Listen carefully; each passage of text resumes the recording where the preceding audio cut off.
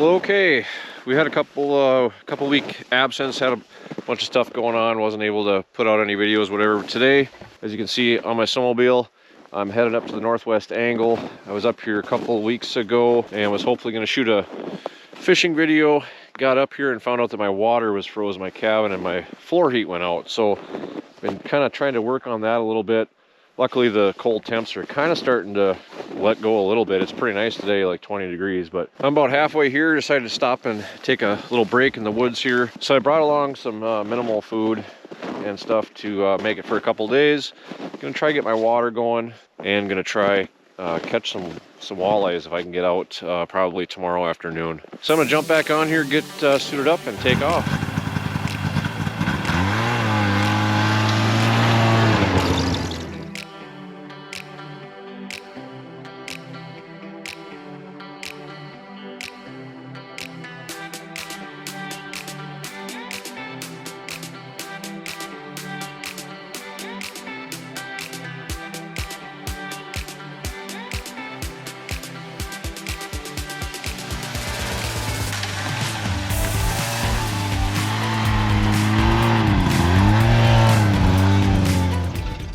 Alright, so now that I got everything in the house, everything kind of set up, I was going to try and get my water unthawed. The last time I was up here it was frozen, and luckily it's been warm enough where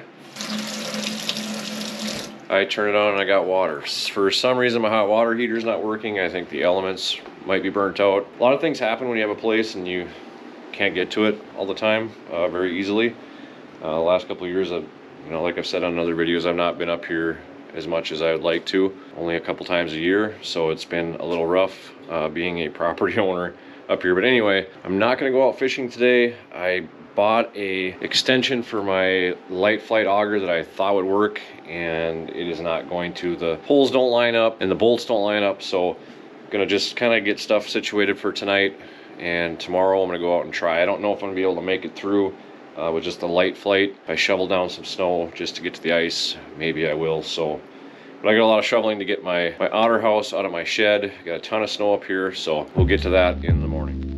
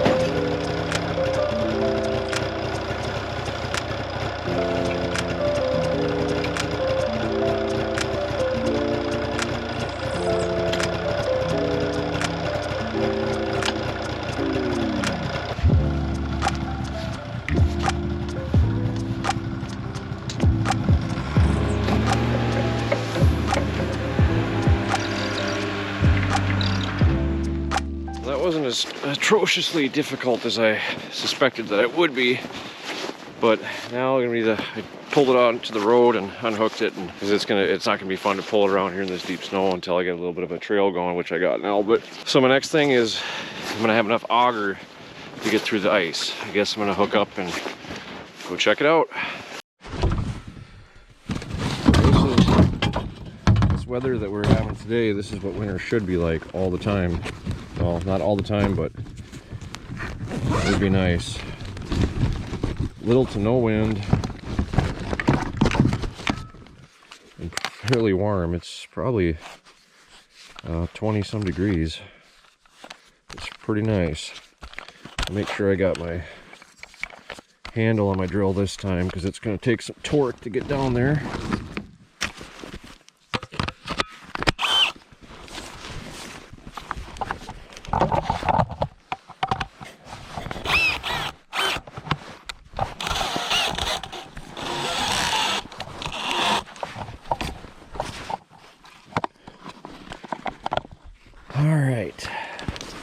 So they kind of call this poke and pray. So I'm just gonna pick a spot a little ways from my house. Just see how far down I can get.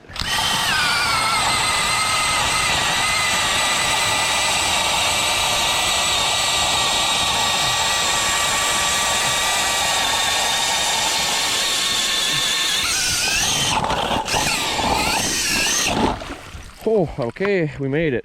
So I'll flip the shack over and drill a couple holes and maybe we'll catch some fish. Okay, we are set up finally.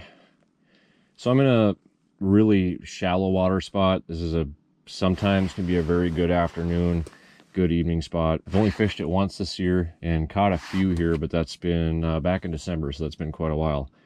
Fishing this winter has been a little bit on the tougher side for me. The days that I've been able to get out, it's been 20 below, high winds, and it just the fishing on the days that I was able to get out wasn't worth making a video over, and it was just on the tougher side. That's if a guy's doing this full time and you're able to go out, you can pick your days and stuff, that works out. But when you can't pick your days, it makes it a little bit tougher this time sometimes. And this winter, if you lived here in northern Minnesota, you know it was a bear. So just kind of running two lines. You can run two lines in Minnesota. I'm running on my dead stick, just a drop shot with a full minnow, 12 inches off the bottom, 13 inches off the bottom. And then my jigging line, I'm just going to try a buckshot for right now. Tip of the minnow head. We're a little bit early yet. It's 20 to 3 right now. So usually this spot can be pretty good. We start getting that sun starts to go down, you get that lower light, but it's very overcast today. There's a fish down there right now. Very overcast today, so light penetration even in shallow water here should be minimal with the amount of snow cover we got. My gosh, there is snow here like I haven't seen in quite a while. We'll see if we can at least just catch just a couple decent walleyes for supper. That'd be awesome. Haven't ate fresh walleye and gosh, it's like December. So before I even, man, that sucker just rocketed off the bottom. I think it might be another. Oh, it's a freaking little northern, little hammer handle. I almost for a second thought it was a baby muskie with how light colored it is, but yeah, it's a little hammer handle. Well, that's a good sign. At least there's some activity around here. Hopefully we don't catch everything but walleyes. That would really kind of stink, but just a little hammer handle. He just slushed up my hole is pretty much all he did. It's been a little quiet now, so one thing I like to do if it gets quiet, I like to bounce that bait off the bottom a little bit, disturb the bottom, get some silt going. Kind of the way it is, if fish are feeding off the bottom, kind of stirs it up a little bit. Sometimes it'll draw some fish in, so we'll do that a little bit and maybe see if that helps us out at all. Sometimes you'll do that and it won't be 10-15 seconds and you'll have a fish come up. Gotta try a lot of different tricks, and there a fish appears. Two of them.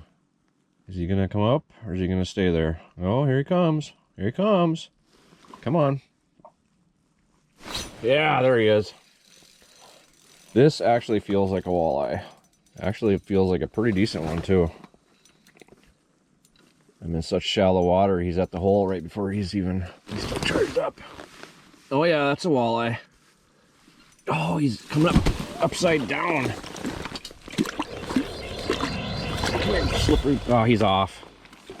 Dang it. That sucked.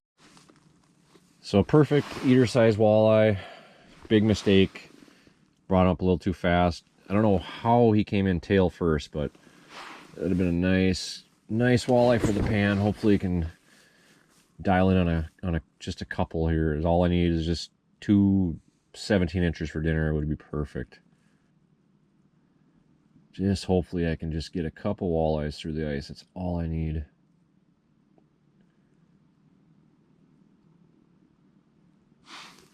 Comes another one. He's a little bit slower though. There he is. Nope. He hit it, but he dropped it. Ah, he's swimming back down. Come on. Come on, don't do that to me. I hate that when they come up, just bump it, but then don't want to eat it. So hopefully now, we're getting a little bit later in the afternoon. We're sitting at 4:30. Hopefully the frequency of these fish coming through is going to be a little bit more. hopefully start seeing a couple, 2, 3 an hour here, and maybe even more as we get closer to sunset. The drop shot's not moved, so nothing's interested in that. I'm not jigging super aggressively either, just kind of hopping it just a little bit. I'm right about a foot, 12 inches off the bottom. I probably actually should be up just a little bit more. I'll come up about 20 inches or so. Gives you a second too when those fish do come in. You can see them coming in and you can be a little better prepared.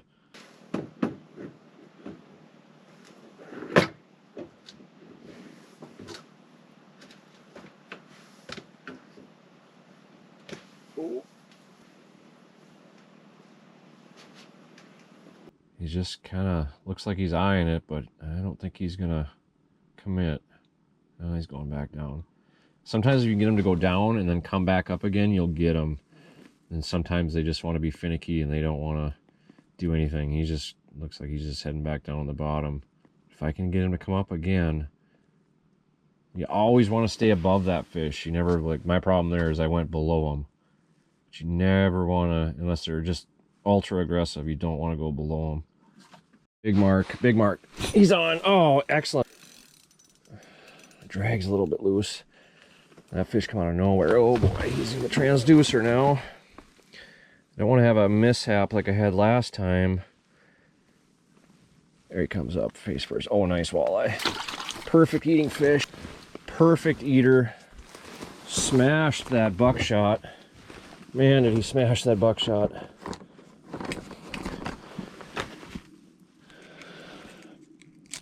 That thing is, you can see that the whole thing is down his throat. He wanted that. So he's not big, but he's a perfect eater. He's going in the pail. Little buckshot here, a little bit of green, a little bit of a red speck on it, a little bit of white. And just use a minnow head. Perfect recipe for walleyes. Hopefully this bite will turn on. And hopefully we will get some more. We are eating walleye tonight.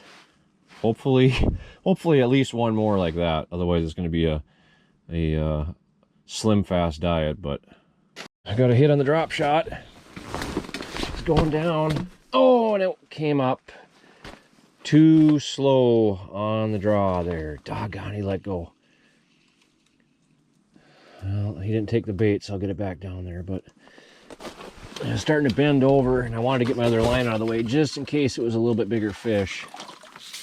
Because that, in shallow water like this, or even deeper water, that just spells disaster. It's just going to pick it up. Sometimes I don't like to pick it up right away. Sometimes I like that rod to load up just a little bit more, so I can just pick it up and set that hook. And then I got, of course, a camera to in the way too, so I want to make sure that drop shot is just barely sitting on the bottom.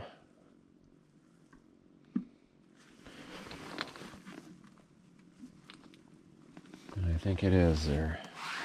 Actually, might need to reel it up just a hair. You can kind of tell when that rod just tips just a little bit that there's a little bit of a load on there.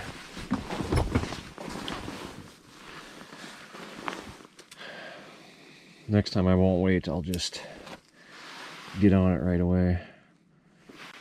Get that fish to come over and take a look at this active bait now, maybe. There he is. He's on the bottom. Get him to come up a little bit. There he's coming. Pretty nice mark too. Get him to hit. Come on. He's coming up so slow though. There. Oh, there he is. There he is. Oh, this is a nice fish. I think it's a pike. I gotta get this other line up. Yeah, it's gotta be a pike. I gotta get this other line up or I'm gonna have a disaster. I think he's off. No, he's still there. This has gotta be a pike. I think that mark looked pretty big. I'm just holding him right now. Okay, so that sometimes can be big head shakes. That sometimes can be a reason why you're not catching any fish too. Is you got a big northern lurking down there. I don't want to just try zip them right up or I'm going to lose them. This is definitely those big head shakes like that. This is a nice pike.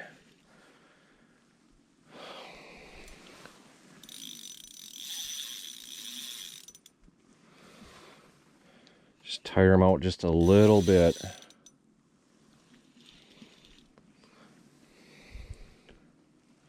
So I can try to get that head in the hole. It's been a while since I've had a nice fish on. Just gotta be so careful too.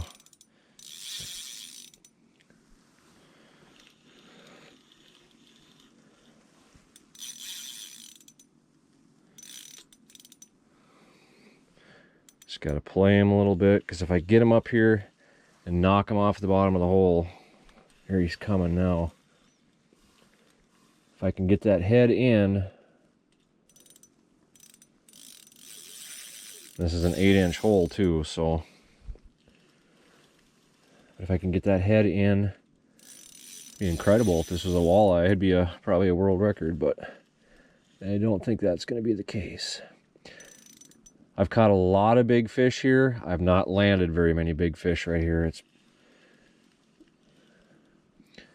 one nicer thing about fishing deeper waters. You got a little bit more to play that fish on the way up.